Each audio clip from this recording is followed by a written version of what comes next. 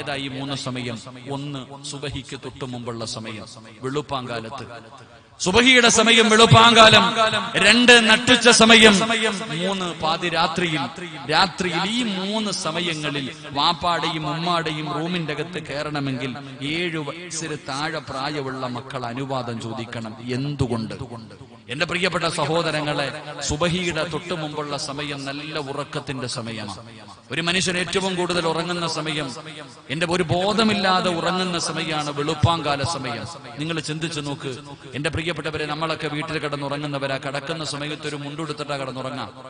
ആണുങ്ങളൊക്കെ ഉറങ്ങുമ്പോ ഒരു മുണ്ടൊക്കെ ഉടുത്തിട്ട് കിടന്നുറങ്ങും. പക്ഷെ രാവിലെ ഉറക്കത്തിൽ നിന്ന് എഴുന്നേൽക്കുമ്പോ ആദ്യം തിരയുന്നത് ആ മുണ്ടെവിടാണ്. ഉടുത്തിയ മുണ്ട് കാണാറില്ല. എന്റെ പ്രിയപ്പെട്ടവരെ, ആ സമയങ്ങൾ ചിന്തിച്ചു നോക്ക്. വാപ്പ മുണ്ടില്ലാതെ റൂമിന്റെ അകത്ത് ഉറങ്ങാൻ. സുബഹിക്ക് തൊട്ടു മുമ്പുള്ള സമയം വാപ്പ മുണ്ടില്ലാതെ റൂമിന്റെ അകത്ത് കിടന്ന് ഉറങ്ങുകയാണ്. ഉമ്മയുടെ ധരിച്ചിരിക്കുന്ന വസ്ത്രങ്ങളും ഔറത്ത് തുറന്നു കിടക്കുകയാ. അറിയാതെ നല്ല ഉറക്കത്തില.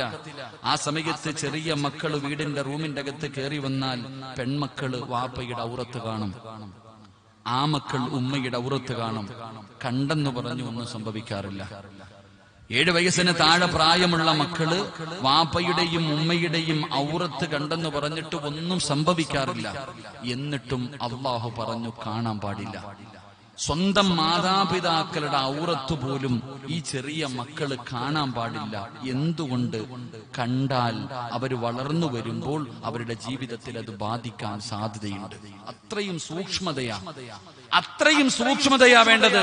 സ്വന്തം മാതാപിതാക്കളുടെ ഔറത്ത് പോലും പ്രായപൂർത്തിയാകാത്ത മക്കള് കാണാൻ പാടില്ല എന്ന് അള്ളാഹുവിന്റെ വിശുദ്ധമായ ഖുർആൻ പറയുമ്പോ, ഇന്ന് നമ്മുടെ വീടിന്റെ അകത്ത് നടക്കുന്ന രംഗം എന്താ? അള്ളാഹുവെ, ഇംഗ്ലീഷ് പടം കാണുന്നത് ഒരുമിച്ചിരുന്ന പ്രായപൂർത്തിയായ മക്കളും വാപ്പായും ഉമ്മായും കൂടെ ഒരുമിച്ചിരുന്ന് അരപ്പാവാടയിട്ട് ആടുന്നവരുടെ ആട്ടം വരെ കാണുന്ന കാലമാ. അള്ളാഹു നമുക്ക് ഈ നൽകി അനുഗ്രഹിക്കുമാറാകട്ടെ. അപ്പൊ മക്കളെ എങ്ങനെ വളർത്തണം? ചുമ്മാതെ വളർത്തിയ സ്വർഗം കിട്ടൂല. പെൺകുട്ടികളെ വളർത്തേണ്ട രീതിയിൽ വളർത്തണം. അങ്ങനെ വളർത്തി വിവാഹം കഴിച്ചു കൊടുക്കുമ്പോഴാ സ്വർഗം കിട്ടുക. അല്ലാതെ ഇറച്ചിക്കോടിയെ വളർത്തുന്ന പോലെ വളർത്തിയിട്ട് അറുത്തിടുന്ന പോലെ അല്ല. അങ്ങനല്ല, വളർത്തേണ്ട രീതിയിൽ വളർത്തണം. പെൺമക്കൾക്ക് വളർത്തേണ്ട രീതിയിൽ അവർക്ക് അനുസരണ, ദീന്, ലജ്ജ, ഇതൊക്കെ പഠിപ്പിച്ചു കൊടുക്കണം. എങ്ങനെയാണ് പെൺമക്കളെ വളർത്തേണ്ടത്? എന്റെ പ്രിയമുള്ള സഹോദരങ്ങളെ, നിങ്ങൾ ചോദിക്കുമല്ലോ, ഉസ്താദെ, ഞങ്ങൾ എത്ര പറഞ്ഞിട്ട് ഞങ്ങളെ മക്കൾ അനുസരിക്കുന്നില്ല, എത്ര പറഞ്ഞിട്ട് ഞങ്ങളുടെ മക്കൾ അനുസരിക്കുന്നില്ല? എന്റെ പ്രിയപ്പെട്ടവരെ, എല്ലാവർക്കും അറിയാം, ആണിനും പെണ്ണിനും അറിയാം. ഞാൻ പറയുന്നു, പെൺമക്കളെ മാത്രം ഞാൻ കുറ്റപ്പെടുത്തുന്നില്ല. പടച്ചവനെ, ഇന്ന് ഉമ്മായും മോളും കൂടെ പോകുന്നത് കണ്ട അല്ലാഹുവേ, പടച്ചവൻ, അതൊക്കെ കാണേണ്ട വല്ലാത്ത കാഴ്ചയാ. മത്സരമാണ് രണ്ടുപേരും കൂടെ. എന്റെ പ്രിയപ്പെട്ടവരെ, എല്ലാവരും വഅദുകൾ കേൾക്കുന്നു. മരണവും ഖബറും നരകവും പരലോകവും മഹ്ശറയും സിറാത്തും മീസാനും എല്ലാം വഅദ് കേൾക്കുന്നവരാ. പക്ഷെ എത്ര കേട്ടിട്ട് നമ്മുടെ ഹൃദയത്തിന്റെ അകത്ത് മാറ്റം വരുന്നില്ല, നന്മ ചെയ്യാൻ കഴിയുന്നില്ല. കരിങ്കല്ലുപോലെ നമ്മുടെ ഹൃദയങ്ങൾ അല്ലാതെ കട്ടിയായി പോയി. എന്തുകൊണ്ട് സഹോദരങ്ങളെ? എല്ലാവരും ഇവിടെ വലിയ വിഷയങ്ങൾ, വരുന്ന വഴിയിലൊക്കെ വലിയ വലിയ പ്രകടനങ്ങൾ. എന്റെ പ്രിയപ്പെട്ടവരെ, എവിടെ നോക്കിയാലും പൗരത്വ ബില്ലിനെ കുറിച്ച് എല്ലാവരും വലിയ ഭയത്തില. എന്തുകൊണ്ട് ഇതൊക്കെ ഉണ്ടായി?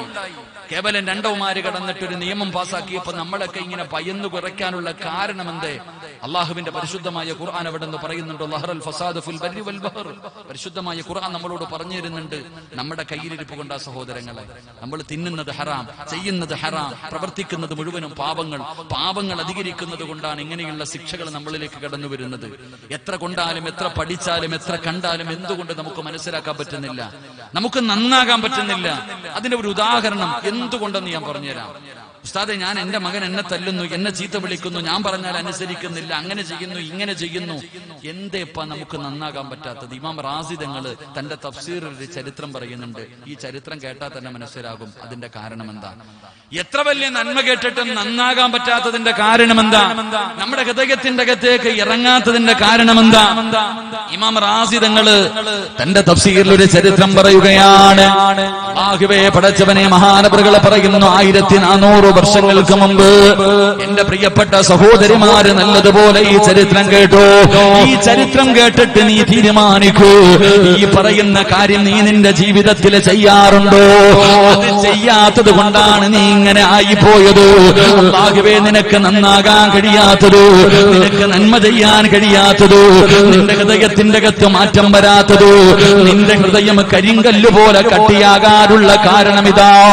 മഹാനായ ഇമാം റാസി തങ്ങൾ പറയുകയാണ്, 1400 വർഷങ്ങൾക്ക് മുമ്പ് അതാ അവിടെ നിന്ന് മഹാനവറുകൾ പറയുന്നു, മദീനയുടെ തെരുവിലൂടെ ഒരു പെണ്ണിങ്ങനെ നിലവിളിച്ചുകൊണ്ട് ഓടുകയാണ്. മദീനയുടെ തെരുവിലൂടെ ഒരു പെണ്ണിങ്ങനെ നിലവിളിച്ചുകൊണ്ട് ഓടുകയാണ്. എന്താണ് വിളിച്ചു ചോദിക്കുന്നത്? മുഹമ്മദ്, അല്ലാഹുവിന്റെ പ്രവാചകൻ എവിടെയാണ്? ലോകത്തിന്റെ നേതാവിനെ തിരഞ്ഞുകൊണ്ട് നടക്കുകയാണ്. ആരെങ്കിലും അല്ലാഹുവിന്റെ പ്രവാചകനെ എനിക്കൊന്ന് കാണിച്ചു തരുമോ? ആ യുവത്വത്തിന്റെ നടുവിലൂടെ നടന്നു പോകുന്ന പെണ്ണ് മദീനയുടെ തെരുവിലൂടെ വിളിച്ചുകൊണ്ട് നടക്കുമ്പോ സ്വഹാബികൾ കാണിച്ചു കൊടുത്ത പെണ്ണ് ആയിരിക്കുന്നതാണ് അല്ലാഹുവിന്റെ പ്രവാചകൻ. ലോകത്തിന്റെ നേതാവിനെ കാണിച്ചു കൊടുക്കുമ്പോ ഈ പെണ്ണ് പെടന്ന് ഓടുകയാണ്. യാ റസൂലല്ലാഹ്, അല്ലാഹുവിന്റെ നബിയേ, എനിക്ക് തൗബയുണ്ടോ നബിയേ? എന്റെ പാപം അല്ലാഹു പുറത്തു തരുവോ നബിയേ? പ്രവാചകന്റെ ചാരത്ത് പോയിരുന്ന് നിലവിളിച്ചുകൊണ്ട് കരഞ്ഞുകൊണ്ട് പറയുകയാണ്. പ്രവാചകൻ എവിടെന്ന് പറയുന്ന പെണ്ണ്, നിന്റെ കരച്ചലെന്ന് നിർത്ത്, നിന്റെ നിലവിളിയൊന്ന് നിർത്ത്. എന്തിനാ നീ കരയുന്നത്? നിന്റെ ജീവിതത്തിൽ എന്താണ് സംഭവിച്ചത്? അല്ലാഹുവിന്റെ പ്രവാചകൻ എവിടെന്ന് ചോദിക്കുമ്പോ പെണ്ണ് പറയുന്നു, യാ റസൂലല്ലാഹ്, എന്റെ ഭർത്താവ് ഒരു കച്ചവടക്കാരനാ, എന്റെ ഭർത്താവ് ഒരു കച്ചവടക്കാരനാ. കച്ചവടത്തിന് പോയാൽ മാസങ്ങൾ കഴിഞ്ഞേ വരാറുള്ളൂ, പോയി കഴിഞ്ഞാൽ ഒരുപാട് മാസങ്ങൾ കഴിഞ്ഞേ വരാറുള്ളൂ. എന്റെ ഭർത്താവ് അങ്ങനെ ഒരിക്കൽ കച്ചവടത്തിന് പോയപ്പോ, ഇന്നീ സനൈതു യാ റസൂലല്ലാഹ്, ഞാൻ വ്യഭിചരിച്ചു നബിയേ, ഞാൻ വ്യഭിചരിച്ചു നബിയേ. അന്യ ഒരു പുരുഷനുമായി ഞാൻ ശാരീരികമായി ബന്ധപ്പെട്ടു നബിയേ. ആ ബന്ധത്തിലൂടെ ഞാൻ ഗർഭിണിയായി. ആ പെണ്ണ് പറയുകയാണ്, ഞാൻ വ്യഭിചരിച്ചു, ആ വ്യഭിചാരത്തിലൂടെ ഞാൻ ഗർഭിണിയായി. ഒരാളോടും ഞാൻ പറഞ്ഞില്ല, എന്റെ കുഞ്ഞിനെ ഞാൻ കൊന്നുകളഞ്ഞില്ല. ഒരാളോടും ഞാൻ പറഞ്ഞില്ല, ഒരാളെയും ഞാൻ അറിയിച്ചില്ല. കാരണം ഭർത്താവ് നാട്ടിലില്ല, മാസങ്ങൾ കഴിഞ്ഞേ വരാറുള്ളൂ. വേറെ ആരും അറിയാതെ ഞാൻ എന്റെ വയറ്റിനിങ്ങനെ ചുമന്നുകൊണ്ട് നടന്നു. അങ്ങനെ 9.5 മാസം കഴിഞ്ഞു. അല്ലാഹുവേ, പെണ്ണ് പറയുന്നു, മുത്തുനബിയേ, ഞാനൊരു കുഞ്ഞിനെ പ്രസവിച്ചു നബിയേ, ഞാനൊരു ആൺകുഞ്ഞിന് ജന്മം കൊടുത്തു നബിയേ. പ്രസവിച്ചു കഴിഞ്ഞപ്പോ എന്റെ പൊന്നുമോന്റെ കഴുത്തു ഞെരിച്ചു കൊന്നുകളഞ്ഞു നബിയേ. അല്ലാഹുവിന്റെ റസൂലിനോട് പറയുകയാണ്, 9.5 മാസക്കാലം ഗർഭം ചുമന്ന മരണവേദനയുടെ വേദനയിൽ നിന്ന് പ്രസവിച്ച തന്റെ പ്രിയപ്പെട്ട പൊന്നുമോനെ ഞാൻ അവിടെ നിന്ന് കൊന്നുകളഞ്ഞു നബിയേ. എന്നിട്ട് മയ്യത്ത് എന്ത് ചെയ്തെന്നറിയുമോ? എന്നിട്ട് മയ്യത്ത് എന്താണ് ചെയ്തത്? അവിടെ നിന്ന് കുടിച്ചിട്ടില്ല. ഈ പെണ്ണ് പറയുന്നു, നബിയേ, എന്റെ കുഞ്ഞിനെ ഞാൻ എന്ത് ചെയ്തെന്നറിയുമോ? ഈ പെണ്ണിനൊരു ജോലി ഉണ്ടായിരുന്നു, ഒരു കച്ചവടം നടത്തുന്ന പെണ്ണായിരുന്നു, സുറുക്കയുടെ കച്ചവടം നടത്തുന്ന പെണ്ണാ. അല്ലാഹുവേ, ഒരു സൈഡ് ബിസിനസ് ആണല്ലോ. അവിടെ നിന്ന് സുറുക്കയുടെ കച്ചവടം നടത്തുന്ന പെണ്ണായിരുന്നു. എന്ത് ചെയ്തെന്നറിയുമോ?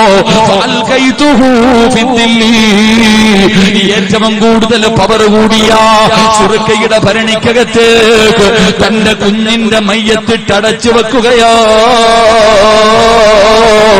മാങ്ങയൊക്കെ ഉപ്പിലിടുമല്ലോ, നെല്ലിക്ക ഉപ്പിലിടുമല്ലോ, ഭരണിക്കകത്തിട്ട് വെക്കുന്നത് പോലെ തന്റെ പൊന്നാര മകന്റെ ജനാസയെടുത്തിട്ട് ഭരണിക്കകത്ത് വെച്ചടച്ചു വെക്കുകയാണ്. അതിനകത്ത് കിടന്ന് അഴുകുകയാണ്, അതിനകത്ത് കിടന്ന് അഴുകുകയാണ്.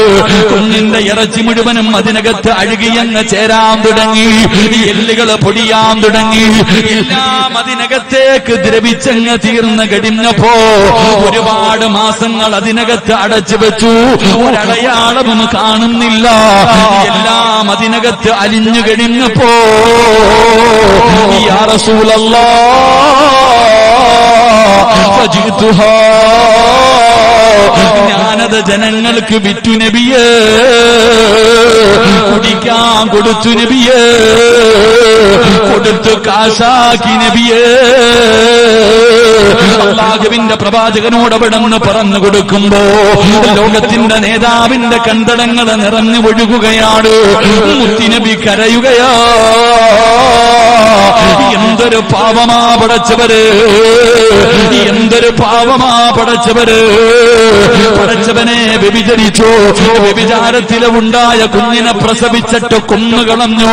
അതിനെ പടച്ചവനെ സുർക്കയുടെ ഭരണിക്കകത്തിട്ട് അടച്ച് എല്ലാം അലിഞ്ഞു ചേർന്ന് കഴിഞ്ഞപ്പോ അതുപോലും ജനങ്ങൾക്ക് കുടിക്കാൻ കൊടുത്തിട്ട് കാശ് വാങ്ങിയ പെണ്ണല്ലേ. അല്ലാഹുവിന്റെ റസൂലിരുന്ന് കരയുകയാ. എങ്ങനെ കഴിഞ്ഞു പടച്ചവര്, ഈ പെണ്ണിങ്ങനെ ആകാനുള്ള കാരണമെന്ത്? അല്ലാഹുവിന്റെ പ്രവാചകനോട് ഈ പെണ്ണി കഥ പറഞ്ഞു കൊടുത്തപ്പോ റസൂലുള്ള ചോദിച്ച ചോദ്യം എന്തെന്നറിയുമോ? നീ ഇങ്ങനെയാകാനുള്ള കാരണമെന്തെന്നറിയുമോ? ഒരു പെണ്ണ് മുത്തുനബിയുടെ മുന്നിൽ വന്നിട്ട് പറയുകയാ, നബിയെ, എന്റെ ഭർത്താവ് പോയി കഴിഞ്ഞാൽ ഗൾഫിൽ പോണ പോലെ 2 കൊല്ലൊക്കെ കഴിഞ്ഞ് വരാറുള്ളൂ. പോയി കഴിഞ്ഞാൽ പോയതാ മാസങ്ങൾ കഴിഞ്ഞിട്ടേ വരാറുള്ളൂ. ഭർത്താവ് കച്ചവടത്തിന് പോയപ്പോ ഒരുത്തൻ വീട്ടിൽ കയറി വന്നു, ശാരീരികമായി ബന്ധപ്പെട്ടു.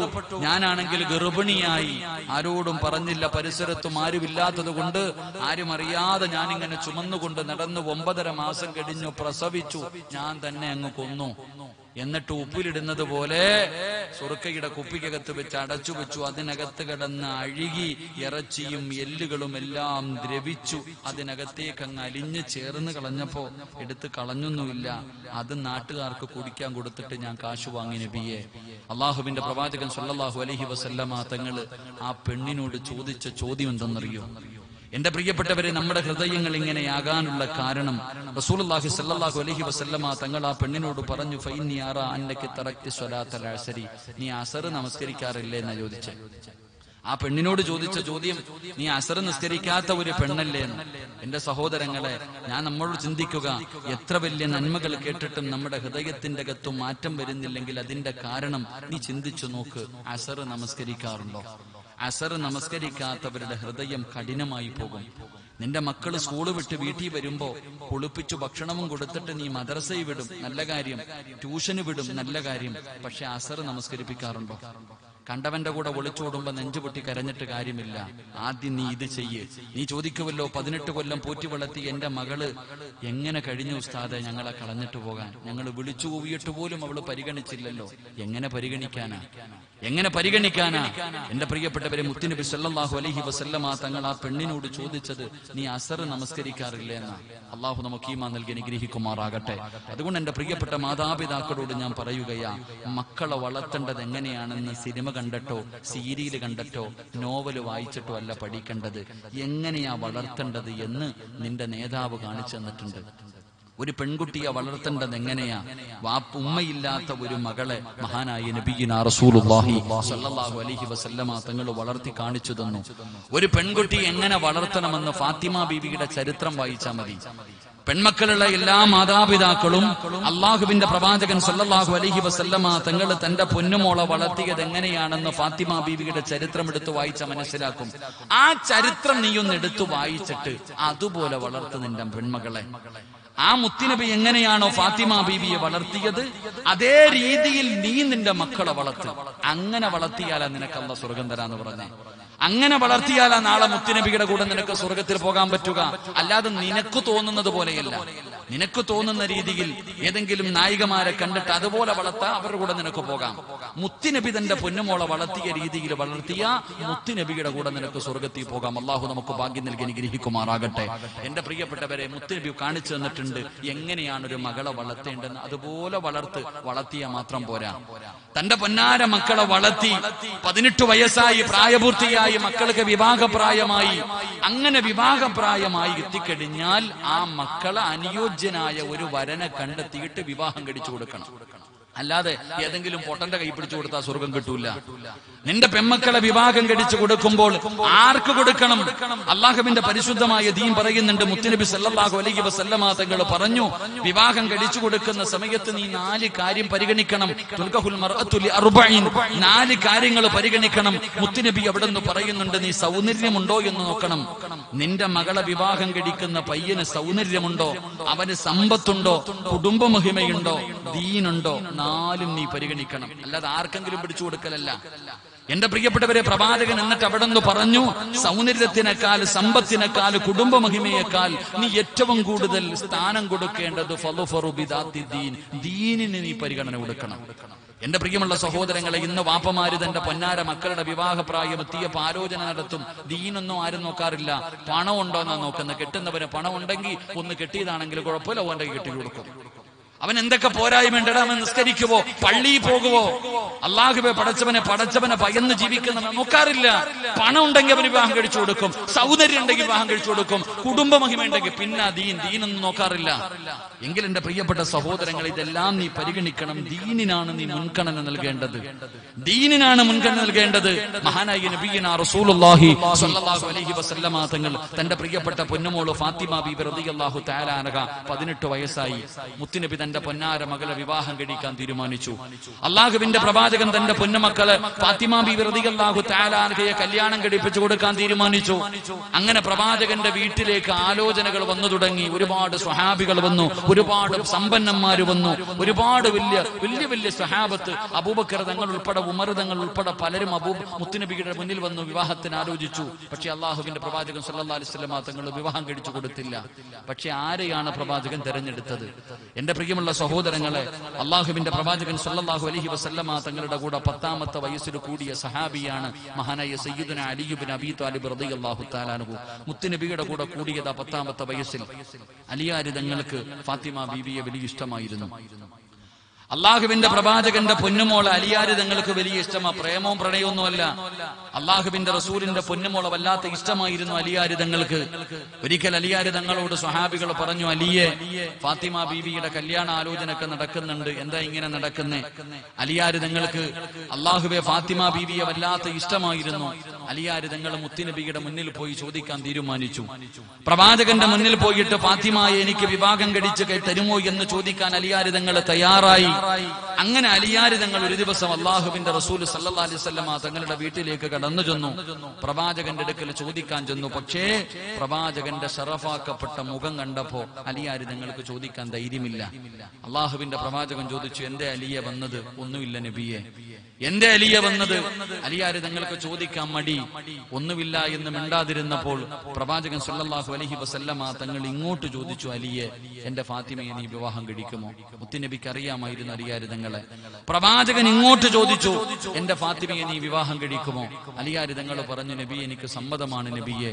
അള്ളാഹുവിന്റെ റസൂൽ സല്ലല്ലാഹു അലൈഹി വസല്ലമ തങ്ങൾ ചോദിച്ചു, മഹർ കൊടുക്കാൻ നിന്റെ കയ്യിൽ എന്തെങ്കിലും ഉണ്ടോ? മഹർ കൊടുക്കാൻ എന്തെങ്കിലും ഉണ്ടോ? അലിയാരി തങ്ങൾ പറഞ്ഞു, എന്റെ കയ്യിൽ ഒന്നുമില്ല. അലിയാരി തങ്ങൾ പറഞ്ഞു, എന്റെ അടുക്കൽ ഒന്നുമില്ല നബിയെ. ഉള്ളത് തുറന്നു പറഞ്ഞു, കള്ളവൊന്നും പറഞ്ഞില്ല. അവിടെയുണ്ട് ഇവിടെയുണ്ടെന്നൊന്നും പറഞ്ഞില്ല, എനിക്കില്ല നബിയെ. അള്ളാഹുവിന്റെ റസൂൽ സല്ലല്ലാഹു അലൈഹി വസല്ലമ തങ്ങൾ പറഞ്ഞു, അലിയെ, നിനക്ക് ഞാനൊരു പടയങ്കി വാങ്ങി തന്നിട്ടുണ്ടല്ലോ. എവിടെ? വീടിനകത്തുണ്ട് നബിയെ.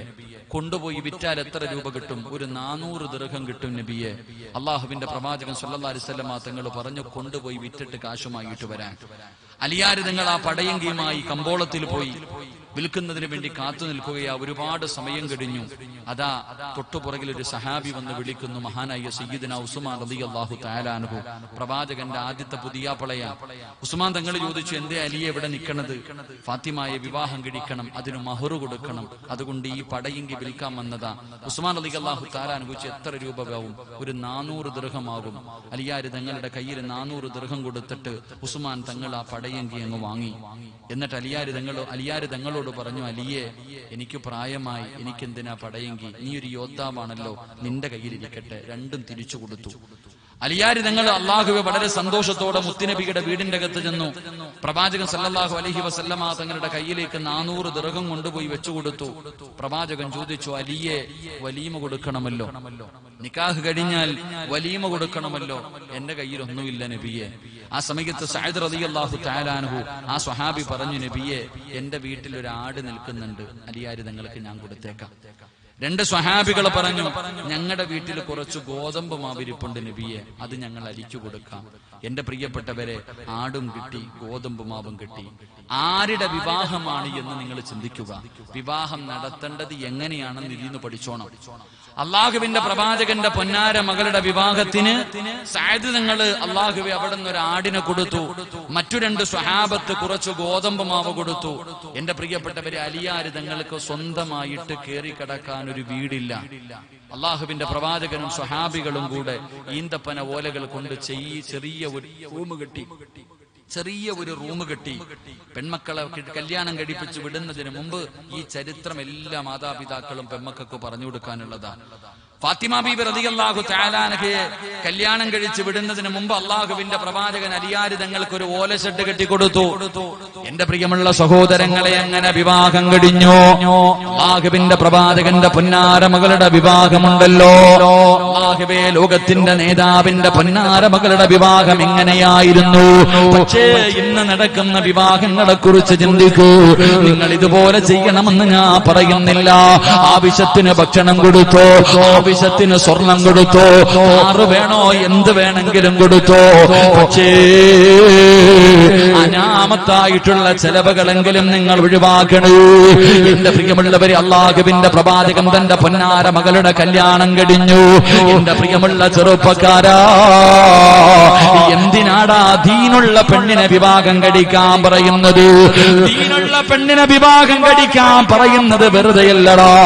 ദീനുള്ള പെണ്ണുമായിട്ടുള്ള വിവാഹ ജീവിതം വളരെ മനോഹരമാ. അതുപോലെ സന്തോഷമുള്ള ഒന്നും ഈ ദുനിയാവിലില്ല. കുടുംബജീവിതം പോലെ സമാധാനവും സന്തോഷവും ആനന്ദവും സുഖവുമുള്ള ഒന്നും ഈ ദുനിയാവിലില്ല ചെറുപ്പക്കാരാ. കാരണം അത്രയ്ക്ക് ആനന്ദമാണ്. എന്തൊരു സന്തോഷമെന്നറിയുമോ? അല്ലാഹുവേ, ഒരു സാലികത്തായ പെണ്ണിനെ ഭാര്യയായി കിട്ടണമെങ്കിൽ പുണ്യം ചെയ്യണമടാ ചെറുപ്പക്കാരാ. അതിനൊരു ഭാഗ്യം വേണമടാ. അല്ലാഹുവിന്റെ പ്രവാചകൻ വളർത്തിയ പൊന്നാര മകള് ഫാത്തിമ ബീവി റളിയല്ലാഹു തആല അൻഹ. പടച്ചവനെ, കല്യാണം കഴിഞ്ഞു.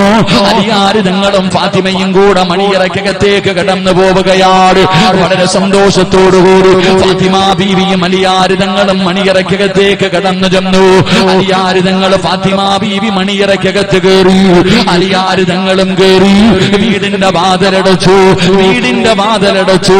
അലിയാര് തങ്ങൾ മണിയറക്കകത്ത് കത്തിച്ച് വെച്ചിരുന്ന വിളക്കിന്റെ തിരിയങ്ങ് താഴ്ത്തുകയാണ്. പടച്ചവനെ, മണിയറക്കകത്ത് കത്തിച്ച് വെച്ചിരുന്ന വിളക്കിന്റെ തിരിയങ്ങണയ്ക്കുമ്പോ അലിയാര് തങ്ങളൊരു തേങ്ങല് കേൾക്കുകയാണ്.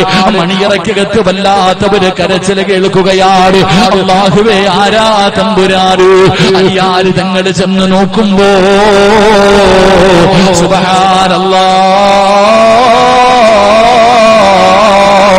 പുതുമണവാട്ടി മണിയറക്കകത്തിരുന്ന് കരയുകയാ. ഫാത്തിമ ബീവി റളിയല്ലാഹു തആല അൻഹ മണിയറക്കകത്തിരുന്ന് കരയുകയാ. അലിയാര് തങ്ങൾ ചോദിക്കുന്നു, ഫാത്തിമ, എന്നെ ഇഷ്ടമായില്ലേ ഫാത്തിമ? എന്നെ ഇഷ്ടമായില്ലേ ഫാത്തിമ? ഫാത്തിമ ബീവി പറഞ്ഞു, അലിയേ, നിങ്ങളെ എനിക്ക് വല്ലാത്ത ഇഷ്ടമാണല്ലോ. പിന്നെ എന്തിനാണ് നീ കരയുന്നത്? എന്ത് പറ്റി ഫാത്തിമ? ഫാത്തിമ ബീബി ഒന്നും മിണ്ടുന്നില്ല. അലിയാര് തങ്ങൾ പിന്നെയും ചോദിച്ചു. അവസാനം ഫാത്തിമ ബീബി റളിയല്ലാഹു തആല അൻഹ അവിടെന്ന് പറഞ്ഞ മറുപടി എന്തെന്നറിയുമോ? അലിയേ, ഈ വീടിന്റെ അകത്ത് കത്തിച്ചു വെച്ചിരുന്ന വിളക്കങ്ങണച്ചപ്പോ ഈ മണിയറക്കകത്ത് വല്ലാത്ത ഇരുള് വന്നല്ലോ. ഈ വീടിന്റെ അകത്ത് വല്ലാത്ത ഇരുട്ട് വന്നല്ലോ. ഈ ഇരുട്ട് കണ്ടപ്പോ എനിക്ക് ഖബർ ഓർമ്മ വന്നു. അലിയേ, പഠിച്ചവനെ എന്നെ പള്ളിപ്പറമ്പിൽ കൊണ്ടുപോയി 6 അടി മണ്ണിന്റെ അകത്ത് ഇറക്കി വെച്ച് പലകയെടുത്ത് നിരത്തിയിട്ട് എല്ലാവരും മണ്ണിട്ട് മൂടിയിട്ട് പോകുമ്പോ അതിനകത്ത് വല്ലാത്ത ഇരുളല്ലേ അലിയേ, അതിനകത്ത് വെളിച്ചമില്ലല്ലോ അലിയേ, എനിക്ക് ഖബർ ഓർമ്മ വന്നു അലിയേ. ഫാത്തിമ ബീവി റളിയല്ലാഹു തആല അൻഹാ മണിയറയ്ക്കകത്തിരുന്നിട്ട് തന്റെ ഭർത്താവിനോട് പറയുമ്പോ അലിയാര് തങ്ങൾ പറയുന്നു, ഫാത്തിമ ഇന്ന് നമ്മുടെ അതിരാത്രിയാണ് ഫാത്തിമ, ഇത് നമ്മുടെ മണിയറയാണ്, ഇത് നമ്മുടെ മണിയറയാണ്, നീ ഇതിനകത്തിരുന്ന് കരയുകയാണോ ഫാത്തിമ?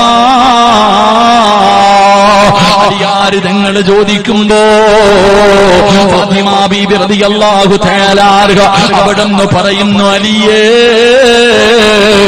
മണിയറ ഇവിടെയല്ല അലിയേ, വിവാഹത്തിന്റെ 1ാമത്തെ രാത്രിയല്ല മണിയറ, ഇവിടെയല്ല മണിയറ ഒരുക്കേണ്ടത്, മണിയറ ഒരുക്കേണ്ടത് പള്ളിപ്പറമ്പിലാണ്. 6 അടി മണ്ണിലെ ഖബറിന്റെ അകത്താണ്, പള്ളിപ്പറമ്പിലെ ഖബറിന്റെ അകത്താണ്, അവിടെയാണ് മണിയറ ഒരുക്കേണ്ടത്. അൽ ഖബർ അവ്വലു മൻസിലിൻ മിൻ മനാസിലിൽ ആഖിറ. പുതിയ പളയോട് പുതിയ പെണ്ണ് പറഞ്ഞു കൊടുക്കുകയാ, മണിയറ ഒരുക്കേണ്ടത് പള്ളിപ്പറമ്പിലാണ്. തന്റെ ഭർത്താവിനോട് പറഞ്ഞു കൊടുക്കുകയാണ്. വിവാഹത്തിന്റെ 1ാമത്തെ രാത്രി ഒരുപാട് സ്വപ്നങ്ങളും പ്രതീക്ഷകളും മോഹങ്ങളുമായി മണിയറയ്ക്കകത്ത് ചിരിക്കുന്ന മുഖത്തോടെ കിടന്നു വന്ന പ്രിയപ്പെട്ട ഭർത്താവിനോട് ഒരു തീരുള്ള പെണ്ണ് പറഞ്ഞു കൊടുത്തതെന്തെന്നറിയുമോ? അലിയേ ഖബറിന്റെ അകത്ത് വല്ലാത്ത ഇരുളാ, ഖബർ ഞെരിക്കും അലിയേ, ഖബറിന്റെ അകത്ത് വല്ലാത്ത ശിക്ഷയാണ്. ആ ഖബറിന്റെ ഏകാന്തതയെ കുറിച്ച്, ഖബറിന്റെ അദാബുകളെ കുറിച്ച് അവിടെ നിന്ന് പറഞ്ഞു കൊടുത്തിട്ട് തന്റെ ഭർത്താവിനെ കൊണ്ട് കരയിപ്പിക്കുകയാ. പുതിയ പെണ്ണ് തന്റെ ഭർത്താവിനോട് ഖബറിനെ കുറിച്ച് പറയുകയാണ്. എന്നിട്ട് പറയുന്നു, അലിയേ ഇന്ന് നമ്മുടെ ജീവിതത്തിലെ ഏറ്റവും മനോഹരമായ ദിവസമാണ്, നമ്മുടെ സ്വപ്നങ്ങൾ പൂവണിയുന്ന ദിവസമാണ്, നമ്മൾ ഒത്തുചേരുന്ന ദിവസമാണ്. അതുകൊണ്ട് അലിയേ ഏറ്റവും സന്തോഷമുള്ള ഈ രാത്രി ഉണ്ടല്ലോ, നമ്മുടെ മണ്ണറ മണിയറയാക്കാം അലിയേ, ഈ രാത്രി നമ്മുടെ മണ്ണറ മണിയറയാക്കോ, നമുക്ക് മാറ്റിവെക്കാം അലിയേ. പുതിയ പളയുടെ കയ്യിൽ പിടിച്ചിട്ട്, തന്റെ ഭർത്താവിന്റെ കയ്യിൽ പിടിച്ചിട്ട് ഫാത്തിമ എന്ന ദീനുള്ള പെണ്ണ് പറഞ്ഞു കൊടുക്കുകയാ, ഇന്ന് നമുക്കൊരുമിച്ച് നമസ്കരിക്കാം, ഇന്ന് നമുക്കൊരുമിച്ച് തൗബ ചെയ്യാം, ഇന്ന് നമുക്കൊരുമിച്ചിരുന്ന് ഖുർആനോദാ. ഇന്നത്തെ രാത്രി മുഴുവനും 6 അടി മണ്ണിലെ ഖബർ മണിയറയാകാറ്. 6 അടി മണ്ണില് പള്ളിപ്പറമ്പിലെ ഖബറുണ്ടല്ലോ, അത് മണിയറയാക്കാം, നമുക്ക് മാറ്റിവെക്കാം അലിയേ. ഫാത്തിമ ബീവി പറഞ്ഞു കൊടുക്കുകയാ, എന്റെ പ്രിയമുള്ള ചെറുപ്പക്കാരാ, ദീനുള്ള പെണ്ണിനെ വിവാഹം കഴിച്ചാൽ എടാ വിവാഹത്തിന്റെ ആർഭാടങ്ങളും ആഘോഷങ്ങളും എല്ലാം കഴിഞ്ഞു, അവസാനം മണിയറയ്ക്കകത്ത് കടന്നു ചെല്ലുമ്പോ ദീനുള്ള പെണ്ണാണെങ്കിൽ ഭർത്താവിന്റെ കയ്യിൽ പിടിച്ചിട്ട് പറയുന്നു, ഒതുവെടുത്തിട്ട് വായിക്കാ, എല്ലാ തിരക്കുകളും കടഞ്ഞില്ലേ, ഇനി പോയിട്ട് ഒതുവെടുത്തിട്ട് വാ, നമുക്ക് രണ്ടുപേർക്കും ശുക്രിന്റെ നമസ്കാരം നമസ്കരിക്കാം, അല്ലാഹുവിനോട് നന്ദി രേഖപ്പെടുത്താം. ഭാര്യ ഭർത്താവിനോട് പറയുകയാണ്, ആദിരാത്രിയിലെ മണിയറയ്ക്കകത്ത് കടന്നു വരുന്ന ഭർത്താവിനോട് അല്ലാഹുവിനെ പേടിച്ച് ജീവിക്കുന്ന ഒരു പെണ്ണ് പറഞ്ഞു കൊടുക്കുകയാ, ദീനുള്ള കുടുംബത്തിൽ പറഞ്ഞ പെണ്ണ് പറഞ്ഞു കൊടുക്കുകയാ, ഒതുവെടുത്തിട്ട് വാ, നിങ്ങൾ ഇമാമത്ത് നിൽക്കൂ, ഞാൻ പുറകിൽ നിന്ന് നമസ്കരിക്കാം. അങ്ങനെ ആദിരാത്രിയിലെ മണിയറയ്ക്കകത്ത് ഭർത്താവിനെ ഇമാമത്ത് നിർത്തിയിട്ട് ഭാര്യ പുറകിൽ നിന്ന് നമസ്കരിക്കുകയോ, അവിടെ നിന്ന് നമസ്കാരം കഴിയുമ്പോ ഭാര്യ പറയുന്നു, ഇന്നലെ വരെ ഒരുപാട് പാപം ചെയ്തവരാണ്, ജീവിതത്തിൽ ഒരുപാട് തെറ്റുകൾ നമ്മൾ ചെയ്തവരാണ്, ഇന്ന് മുതലൊരു പുതിയ ജീവിതം തുടങ്ങുകയാണല്ലോ, അതുകൊണ്ട് മണിയറയ്ക്കകത്തിരുന്നിട്ട് ദുആ ചെയ്യിക്കാം.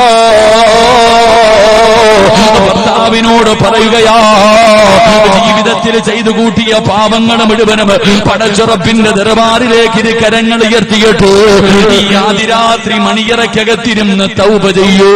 തന്റെ ഭർത്താവിനെ കൊണ്ട് തൗബ ചെയ്യിപ്പിക്കുകയാണ്. ദുആ ചെയ്ത് കഴിയുമ്പോ ഭാര്യ പറയുന്നു, ഇന്ന് മുതൽ ഞാൻ നിങ്ങളുടെ ഭാര്യയാണ്. എന്റെ തലയിൽ കൈവച്ചിട്ട് ദുആ ചെയ്യൂ.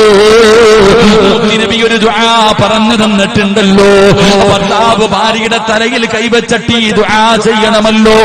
ദീനുള്ള പെണ്ണ് ഭർത്താവിന് പറഞ്ഞു കൊടുക്കും, എന്റെ തലയിൽ കൈവച്ചിട്ട് ദുആ ചെയ്യൂ. അല്ലാഹുവേ, ദുആ എല്ലാം കഴിഞ്ഞു, നിയ്യത്തുകൾ നന്നാക്കി, രണ്ടുപേരും കൂടെ മണിയറയ്ക്കകത്ത് വിവാഹ ജീവിതം തുടങ്ങി. രണ്ടുപേരും കിടന്നുറങ്ങി. രാവിലെ 4 മണിയാകുമ്പോ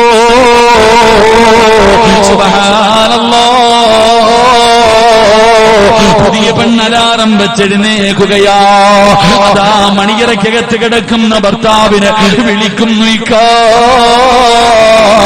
എഴുന്നേക്കിക്കോ, തഹജ്ജുദ് നിസ്കരിക്കാ സമയമായിക്കോ, സുബഹിക്ക് ബാങ്ക് വിളിക്കാ സമയമായിക്കോ. എന്റെ പ്രിയപ്പെട്ട ഭർത്താവിനെ വിളിച്ചുണർത്തുകയാണ്. ഭാര്യ പറയുന്നു, ഇന്നലെ വരെ നിങ്ങൾ എങ്ങനെ ജീവിച്ചെന്ന് എനിക്കറിയില്ല, നിങ്ങൾ ഇന്നലെ വരെ എങ്ങനെ ജീവിച്ചതെന്ന് എനിക്കറിയില്ല.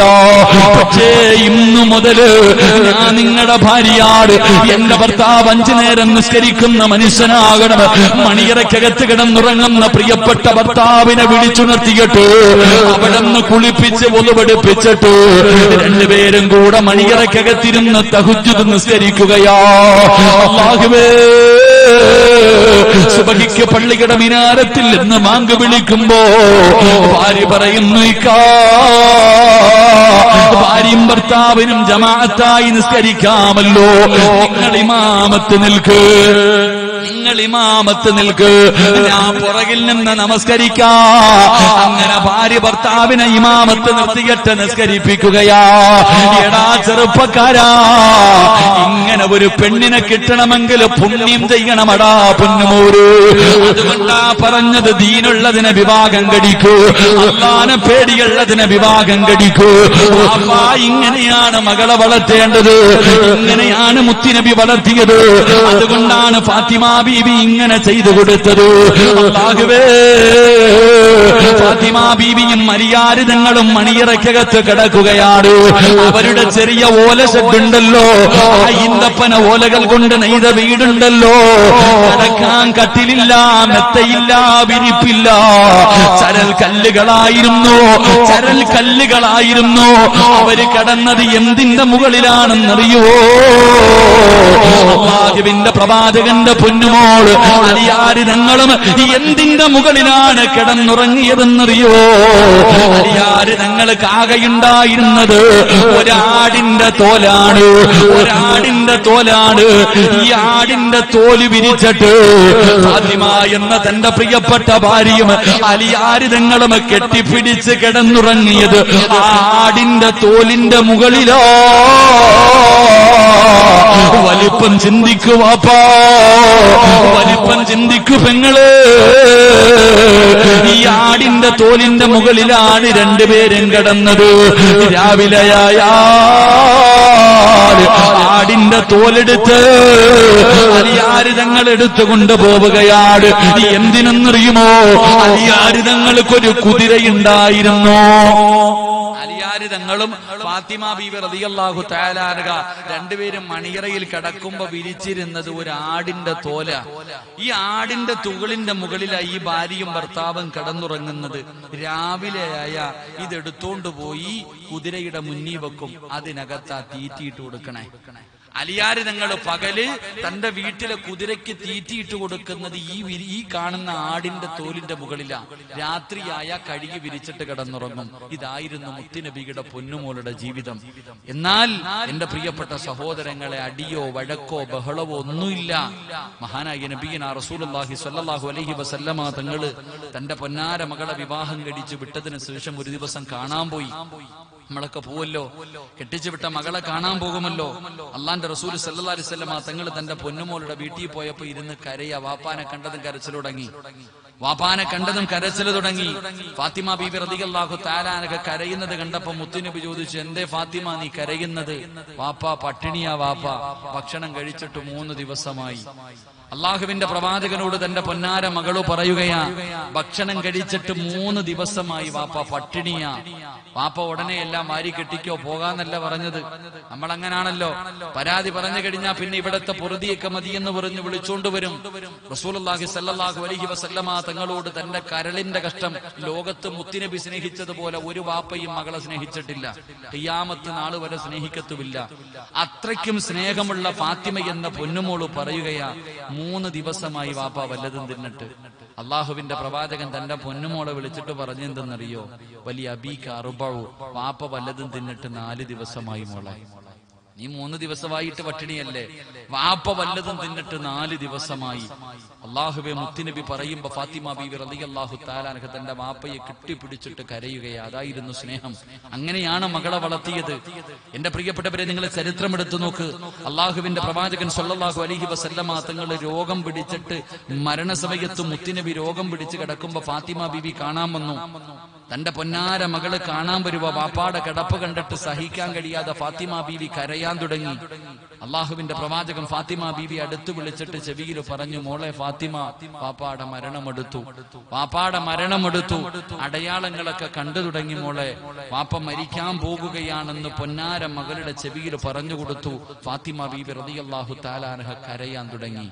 വാപ്പയുടെ മരണമെടുത്തു എന്ന് പറഞ്ഞപ്പോ ഫാത്തിമ ബീവിക്ക് സഹിക്കാൻ കഴിഞ്ഞില്ല, കരയാൻ തുടങ്ങി. തന്റെ പൊന്നാര മകള് കരയുന്നത് കണ്ടപ്പോ പിന്നെയും അടുത്തു വിളിച്ചു, ഇങ്ങുവാ. കരയുന്ന ഫാത്തിമയെ അടുത്തു വിളിച്ചിട്ട് ചെവിയിൽ പറഞ്ഞു കൊടുത്തു, മോള് കരയണ്ട, അടുത്തത് നീയാ. വാപ്പ പോയാ തൊട്ടുപുറകെ നീയുണ്ട് ഫാത്തിമ. വാപ്പ അടുത്തത് നീയാണ് മരിക്കുന്നത് എന്ന് പൊന്നാര മകളുടെ ചെവിയിൽ പറഞ്ഞു കൊടുത്തപ്പോ, മരിക്കുമെന്ന് പറഞ്ഞു കൊടുത്തപ്പോഴും ഫാത്തിമ ചിരിക്കുകയാ ചെയ്തേ. എന്റെ പ്രിയപ്പെട്ടവരെ, ഫാത്തിമ ബീബി വല്ലാതെ ചിരിച്ചു. ആയിഷ ബീബി റളിയല്ലാഹു തആല അൻഹ ഉൾപ്പെടെ പലരും ചോദിച്ചു, നീ എന്തിനാ ചിരിച്ചേന്ന്? ഞാൻ പറയൂല, എന്റെ വാപ്പ പറഞ്ഞ രഹസ്യമാ. എന്റെ പ്രിയപ്പെട്ടവരെ, അതായിരുന്നു അവരുടെ ജീവിതം. മടിയും വഴക്കും ബഹളവും ഒന്നുമില്ല. ഉള്ളത് കൊണ്ട് തൃപ്തിയോടുകൂടി ജീവിക്കാൻ പഠിച്ചു. അവര് ജീവിച്ചു. അവസാനം മരിക്കുന്നതിന്റെ തലേ ദിവസം എന്റെ പ്രിയപ്പെട്ടവരെ, ഫാത്തിമ ബീബി റളിയല്ലാഹു തആല അൻഹ അലിയാർ തങ്ങളുടെ കയ്യിൽ പിടിച്ചിട്ട് പൊരുത്തം ചോദിച്ചു. അലിയാർ തങ്ങളുടെ കയ്യിൽ പിടിച്ചു പൊരുത്തം ചോദിച്ചു. എന്നിട്ട് അലിയാർ തങ്ങളോട് ഫാത്തിമ ബീബി റളിയല്ലാഹു തആല അൻഹ പറഞ്ഞു കൊടുത്തു, അലിയെ, ഞാൻ മരിച്ച എന്റെ മയ്യത്ത് പകല് കൊണ്ടുപോയി കബറടക്കരുത്, എന്നെ രാത്രിയിലെ കബറടക്കാവൂ. കേക്കടാ ചെറുപ്പക്കാരാ, ഒരു ദീനുള്ള പെണ്ണിനെ ഇത് പറയാൻ കഴിയത്തുള്ളൂ. അങ്ങനെയുള്ള പെണ്ണിനെ വേണം നീ വിവാഹം കഴിക്കാൻ. അലിയാർ തങ്ങളോട് തന്റെ ഭാര്യ പറഞ്ഞു കൊടുക്കുകയാ, എന്നെ രാത്രി കബറടക്കിയാ മതി, പകല് കബറടക്കണ്ട. അതെന്തേ ഫാത്തിമ നീ അങ്ങനെ പറഞ്ഞു? അലിയേ, എന്റെ ശരീരം നിങ്ങളല്ലാതെ ഇന്ന് വരെ ആരും കണ്ടിട്ടില്ല. എന്റെ ശരീരം നിങ്ങളല്ലാതെ ഇന്ന് വരെ ഒരൊറ്റ അന്യപുരുഷനും കണ്ടിട്ടില്ല. എന്നെ പകലാണ് കബറടക്കുന്നതെങ്കിൽ എന്റെ മയ്യത്ത് പൊതിയുന്നതും എന്റെ മയ്യത്ത് ചുമക്കുന്നതും എന്റെ മയ്യത്ത് കബറിൽ ഇറക്കി വെക്കുന്നതും അന്യപുരുഷന്മാരാ. 3 കഷ്ടം വെള്ള തുണിയിൽ പൊതിഞ്ഞ് എന്റെ ജനാസ ചുമന്നുകൊണ്ട് പോകുമ്പോ, എന്റെ ജനാസ കബറിൽ ഇറക്കി വെക്കുമ്പോ അന്യപുരുഷന്മാരെന്റെ ശരീരത്തിന്റെ വടിവ് കാണുമല്ലോ, അതുപോലും എനിക്കിഷ്ടമല്ല അലിയെ. അതാടാ ദീനുള്ള പെണ്ണ്. അതാ ചെറുപ്പക്കാരാ ദീനുള്ള പെണ്ണ്. അള്ളാഹുവിന്റെ പ്രവാചകൻ തന്റെ പൊന്നുമകളെ വളർത്തിയത് അങ്ങനെ. മയ്യത്ത് പൊതിഞ്ഞു കൊണ്ടുപോകുന്ന സമയത്ത് പോലും ഒരാൾ എന്റെ ശരീരത്തിന്റെ വടിവ് കാണാൻ ഞാൻ ഇഷ്ടപ്പെടുന്നില്ല. ഫാത്തിമ ബീബി റളിയല്ലാഹു തആല അൻഹ അവിടെ നിന്ന് യാത്ര പറഞ്ഞു. രണ്ടുപേരും അങ്ങനെ ഫാത്തിമ ബീബി മരണപ്പെട്ടു. മയ്യത്ത് കൊണ്ടുപോയി നിസ്കരിച്ചു, ജന്നത്തുൽ ബഖീയിൽ കൊണ്ട് കബറടക്കി. അല്ലാഹുവേ, അലിയാർ തങ്ങൾ എല്ലാവരും പിരിഞ്ഞുപോയി തന്റെ വീട്ടിലേക്ക് കടന്നു വന്നു. അലിയാർ തങ്ങൾക്ക് കിടന്നിട്ട് ഉറക്കം വരുന്നില്ല.